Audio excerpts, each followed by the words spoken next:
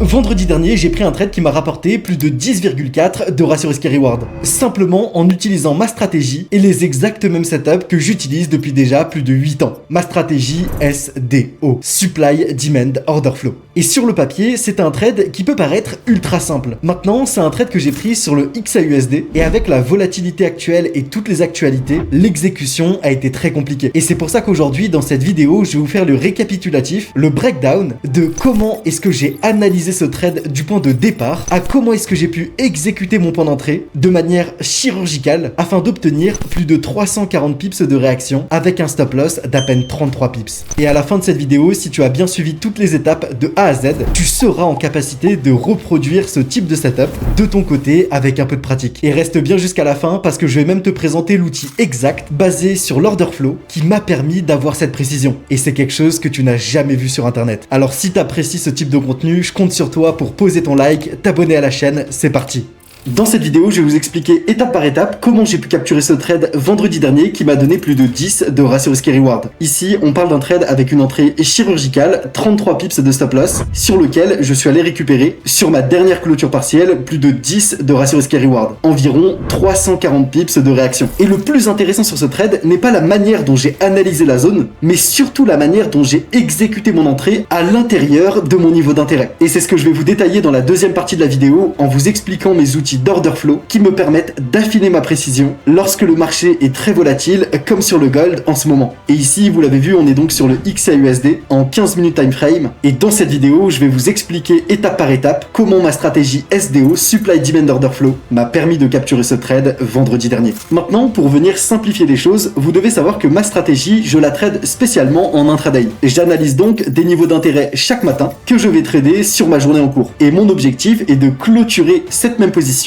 dans la même journée sur laquelle je suis rentré. Une fois que les bases sont posées, on va utiliser seulement 2 time frames, maximum 3 time frames, sur lesquels je vais analyser la structure du mouvement qui a été créé depuis minuit, l'open de la journée en cours, jusqu'à environ 8h à 9h, heure de Paris. Très souvent, l'heure où j'ouvre mes graphiques sur l'open de Londres. Ensuite, j'ai 2 modèles d'entrée. Les modèles d'entrée qui vont être des zones supply et des zones de demand que je vais détecter sur le mouvement qui a été formé durant la session asiatique, qui eux vont être des setups que je vais pouvoir trader toute la journée. Puis, des mouvements que je vais analyser seulement durant l'Open de Londres et que je vais chercher à trader durant la kill zone de la session de Londres, maximum jusqu'à environ 11h à midi. Maintenant, dans cette vidéo, on va vraiment se concentrer sur le trade que j'ai pris vendredi dernier, qui était donc sur la session asiatique, puisque lorsque je me suis réveillé à 9h du matin, j'ai simplement ouvert mes graphiques et comme chaque jour, j'ai utilisé la time frame de 15 minutes ou de 30 minutes pour analyser la structure du mouvement en cours. Ici, on le voit très clairement, on a des break-off structure vendeurs. On est donc dans une structure qui tend à nous former des points bas de plus en plus bas. Avec cette indication, je vais donc chercher des zones supply et vraiment rester concentré sur le fait de trouver des zones qui vont être contrôlées par les vendeurs. Et je vais très rapidement passer un coup d'œil soit en début de semaine ou alors en début de journée sur des time frames supérieurs comme en 1 heure pour visualiser si on ne se trouve pas sur un niveau majeur ou que l'on a une indication du prix qui tendrait potentiellement à se retourner. Ici, on visualise quand même qu'on a eu un sweep de liquidity, un displacement haussier sur ce niveau, ce qui nous indique qu'en réalité,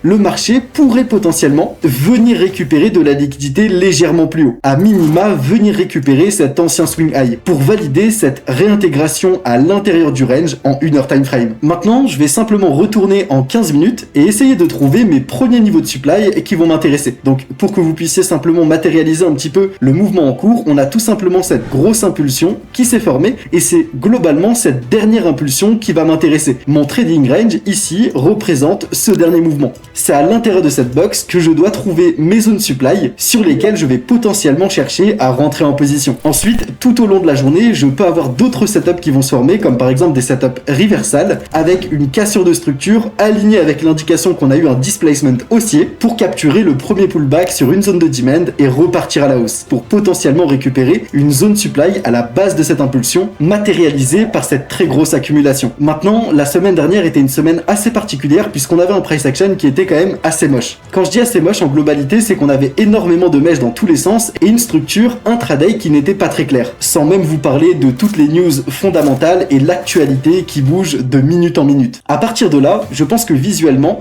la supply la plus claire à analyser se trouvait vraiment à la base de l'impulsion, cette grosse zone supply. Surtout que cette même zone qui représente simplement un setup de rally base drop, c'est-à-dire un setup clair de zone supply reversal, a bel et bien créé un break-off structure dans une time frame de 15 minutes. Ce qui m'indique que c'est une supply qui a assez de momentum pour venir casser la structure dans une time frame que je vais considérer comme assez importante en intraday. Ensuite, le deuxième point assez intéressant sur cette supply, c'est qu'elle a vraiment envoyé un mouvement qui a été très violent. On parle d'un mouvement qui allait récupérer plus de 700 points. Et c'est une supply que j'avais précédemment analysée la veille, donc jeudi, en live avec tous les membres directement sur YouTube, qui se situait ici. Donc, qui s'est formé en réalité sur une réaction à une ancienne supply que j'avais déjà analysée. Et cette indication me montre qu'on est sur un niveau qui est énormément défendu par les vendeurs. Maintenant, ici, ce qu'il me reste à faire, c'est simplement d'affiner le niveau. Et là, ça va être un peu plus compliqué. Basiquement, à l'intérieur de la zone, on va simplement pouvoir visualiser cette bougie pivot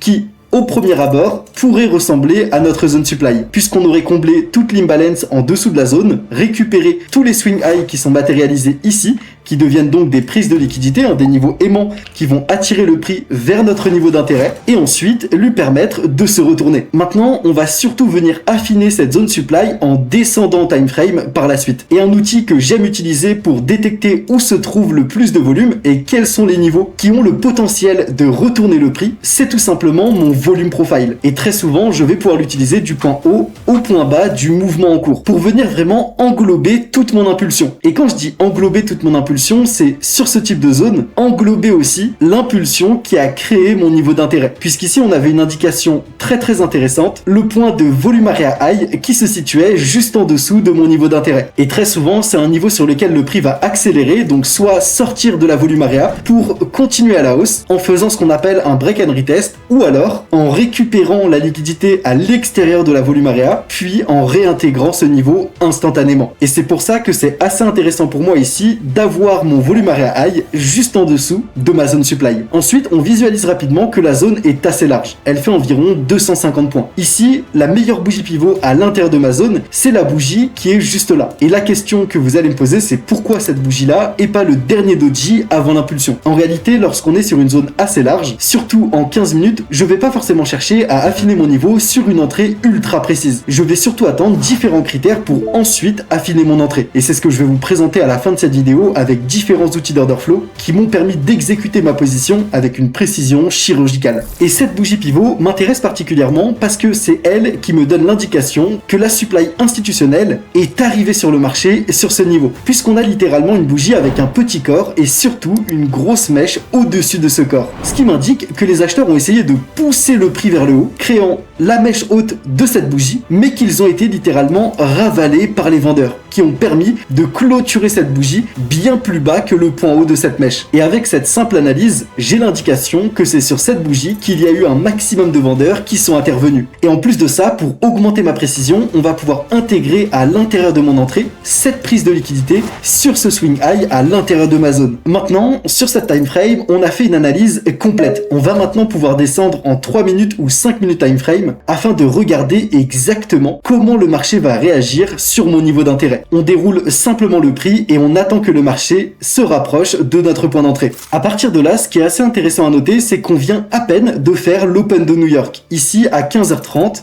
on est sur le premier mouvement qui se rapproche de notre niveau d'intérêt, pile sur l'Open de New York, qui est très souvent une session qui envoie énormément de volume, et donc sur laquelle ça va être assez intéressant de vouloir capturer des retournements ou des impulsions. Maintenant, pour vous parler très rapidement de l'order flow, l'une des premières choses que je veux visualiser à l'intérieur de mon niveau d'entrée, ou alors à l'approche de celui-ci, c'est ces lignes jaunes que vous voyez juste ici sur le graphique. C'est ce qu'on appelle de la liquidité statique, des ordres limites ou des ordres stop qui sont en attente sur le marché et qui attendent simplement que le marché vienne les déclencher afin d'être intégrés instantanément au prix. Et ces niveaux m'intéressent pour deux raisons. Premièrement, parce qu'ils vont permettre à de la contrepartie de rentrer sur le marché. Donc plus il y a de volume, plus il y aura de volatilité et plus j'ai de chances que mon setup vienne à réagir. Deuxièmement, parce que ça peut permettre de créer ce qu'on appelle une absorption. Et ça, c'est ce que je vais vous présenter juste après. Des acheteurs qui vont rentrer agressivement sur le marché à un point bien précis à l'intérieur de ma zone supply et qui vont servir servir de contrepartie de dernière minute pour envoyer un mouvement agressif à tous ces vendeurs qui cherchent à défendre ce niveau de supply. Puisque pour déclencher un certain nombre d'ordres, le marché a besoin d'autant de contreparties en face pour venir les exécuter et les intégrer au prix. Et très clairement ici, à l'approche de mon niveau, il y avait énormément de liquidité statique. Et ça, on peut simplement le marquer sur le graphique avec une petite ligne verte. Maintenant, en 3 minutes time frame, on va simplement attendre que le marché vienne récupérer cette liquidité statique et visualiser exactement ce qui se passe. Le marché se rapproche très rapidement de la zone sur l'Open de New York avec énormément d'agressivité. Et à cet instant, on voit que le marché est en train de combler la liquidité statique à l'intérieur de notre zone supply.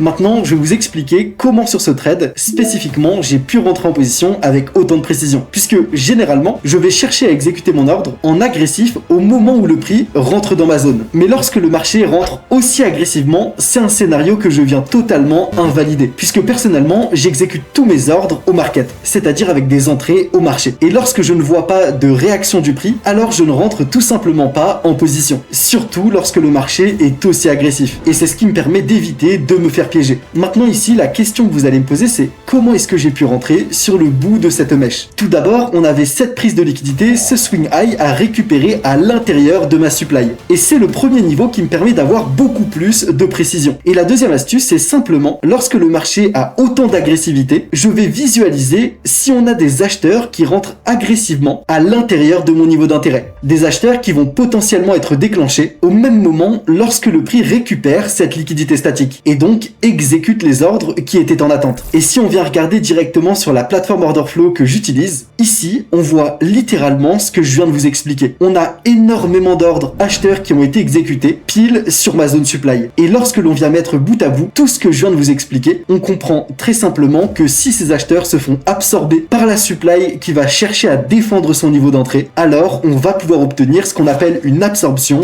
et donc un retournement. Ici, des acheteurs rentrent agressivement sur le marché, ce qui va créer la contrepartie nécessaire à toute la supply qui va chercher à défendre ce niveau. Soit à défendre ce niveau, soit tout simplement à vendre une deuxième fois en comblant les ordres restants sur ce précédent niveau d'intérêt pour maintenant envoyer un nouveau mouvement agressif à la baisse. Et c'est cette même astuce qui m'a permis d'obtenir ce trade avec une réaction chirurgicale à plus de 10 de ratio risque reward. Et surtout avec une très belle précision en utilisant cet outil d'order flow pour venir affiner mon entrée et comprendre exactement lorsque le marché a le plus de probabilité de se retourner. Et ce setup a été partagé en intégralité à ma communauté. Et s'il y a des membres de la communauté qui passent par là dans la vidéo, n'hésitez pas à mettre en commentaire votre réussite sur ce setup. Ça me ferait extrêmement plaisir. Et cette communauté est accessible directement sur le premier lien en description. Et pour soutenir la chaîne, pose ton like, abonne-toi, on continue. Et sur cette position, mon stop loss est toujours placé à environ 20 à 30 pips de mon point d'entrée. Et donc ici, juste au-dessus de ces equal high, à environ 33 pips vu la volatilité du marché, puisque je n'ai pas obtenu mon point d'entrée optimal. Ensuite, je ne vais pas tout clôturer à 10 de ratio risque reward. Je vais prendre des clôtures partielles tout du long de la position sur ce que j'appelle le pool de liquidity court terme. Et ici, ce pool de liquidity, lorsque l'on retourne en 3 minutes time frame, devient simplement l'imbalance la plus proche dans l'impulsion qui est venue récupérer mon niveau d'entrée. Globalement, cette zone d'imbalance a été le niveau sur lequel j'ai clôturé environ 75% de ma position, qui se trouvait déjà à environ 5 de ratio risque reward. Puis, par la suite, je vais simplement analyser le prochain niveau de demand qui pourrait retourner le prix à la hausse. Et dans l'impulsion qui est venue récupérer mon niveau d'entrée, on a eu un rallye base rallye. Donc, une zone de demand à l'intérieur de cette impulsion, qui se trouve juste ici. Et c'est donc à partir de ce niveau que j'essaye d'avoir clôturé un maximum de ma position, environ 80 à 90%, pour ensuite garder un runner me permettant d'aller récupérer un ancien swing low qui n'a toujours pas été cassé. Et donc, de continuer ce mouvement dans le sens de la supply de cette structure baissière en cassant un ancien point bas. Mais je vais toujours garder en tête que ma stratégie, je l'utilise principalement en intraday. Donc mon objectif est de rentrer à l'endroit le plus opportun et de sortir à l'endroit qui va me permettre d'allier mes ratios risque et reward avec mon win rate afin d'obtenir la meilleure rentabilité et pas de laisser courir mes trades indéfiniment en ayant toujours en tête que le marché risque de se retourner et de potentiellement me sortir en ayant clôturé aucun profit. L'objectif est de rentrer au bon moment et de savoir surtout quand sortir au bon moment. J'espère que tu as apprécié la vidéo et si c'est le cas, n'hésite pas à me mettre en commentaire SDO. C'est vraiment quelque chose qui pourra me booster à vous faire de plus en plus de vidéos comme celle-ci, des récapitulatifs de setup que j'ai tradé personnellement, que ce soit des réussites ou même des pertes. Et dans cette vidéo, vous avez vraiment vu le process de A à Z, partant de l'analyse de la structure de marché jusqu'à l'exécution et toute la logique qui s'ensuit derrière. Et pour toutes les personnes qui veulent avoir au quotidien accès à tous mes setups